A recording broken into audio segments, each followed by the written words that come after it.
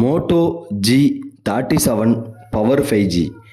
இதில் நமக்கு பேட்டரின்னு வந்தோம்னா 7000 mAh பெரிய பேட்டரி வருது, 33 வாட் ஃபாஸ்ட் சார்ஜர் வருது. ஆனால் மொபைல் சப்போர்ட் என்னமோ 30 வாட் தான் சப்போர்ட் பண்ணும். 0 to 100% வந்து ஒரு 1.5 மணி நேரத்தில் ஃபுல்லாக சார்ஜ் பண்ணிக்க முடியுமா? இந்த பேட்டரி வந்து ஒரு நார்மல் யூசேஜுக்கு 2 நாளைக்கு வரும், ஹெவி யூசேஜுக்கு ஒரு 8-9 மணி நேரம் வரும். இது அந்தளவுக்கு ஹெவியாக யூஸ் பண்ணுற அளவுக்கு ப்ராசஸர் கொடுக்கல. என்ன கொடுத்துருக்காங்கன்னா மீடியாடெக் டைமென்சிட்டி 6400ங்கிற ப்ராசஸர் தான் கொடுத்துருக்காங்க. இதோட ஆண்ட்ராய்டு ஸ்கோரை பொறுத்த வரைக்கும் 5 லட்சத்துக்கு மேலேயே வரும். ஒரு நார்மல் கேமிங் தான் இதில் பண்ணிக்க முடியும், மல்டி டாஸ்கிங் ஓரளவு பண்ணிக்கலாம். ஸோ LPDDR 4Xல தான் ரெடி பண்ணியிருக்காங்க, UFS 2.2ல பண்ணியிருக்காங்க.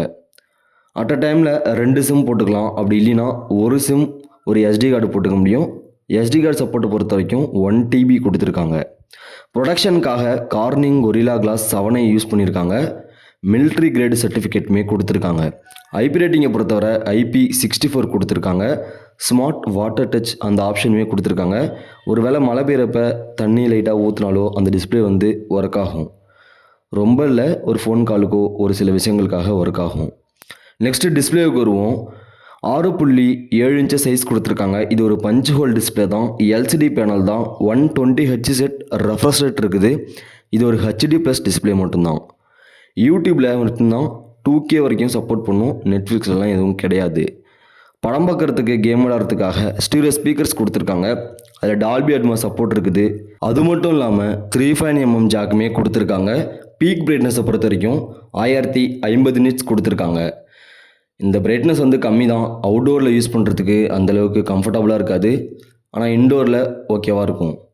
நெக்ஸ்ட்டு கேமராவுக்கு வருவோம். பேக்கில் 50 MP மெயின் கேமரா ஒன்று கொடுத்துருக்காங்க. இன்னொன்று லைட் சென்சார் தான் கொடுத்துருக்காங்க, ஒரு ஃப்ளாஷ் வருது. செல்ஃபியை பொறுத்த வரைக்கும் 8 MP கொடுத்துருக்காங்க.